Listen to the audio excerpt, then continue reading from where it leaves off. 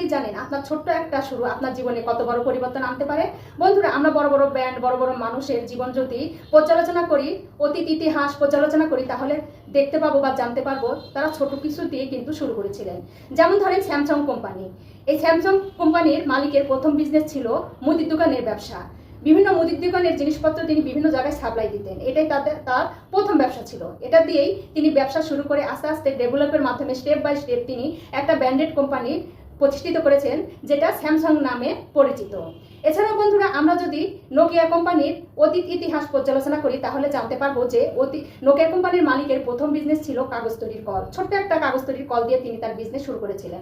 আস্তে আস্তে ডেভেলপের মাধ্যমে তিনি নোকিয়া নামে একটা ব্র্যান্ডেড কোম্পানি প্রতিষ্ঠিত করেন।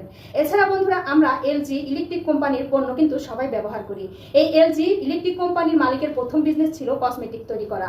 বিভিন্ন কসমেটিক, ছোট ছোট কসমেটিক তিনি তৈরি করে বিভিন্ন দোকানে সাপ্লাই দিতেন। এই কসমেটিক বিজনেস থেকে আস্তে আস্তে ডেভেলপের মাধ্যমে ইলেকট্রিক কোম্পানি এলজি নামে তিনি প্রতিষ্ঠিত করেন, যে পণ্যগুলো আমরা সচরাচর ব্যবহার করে থাকি। এছাড়া বন্ধুরা, আমাদের সবার প্রিয় টুথপেস্ট কোলগেট।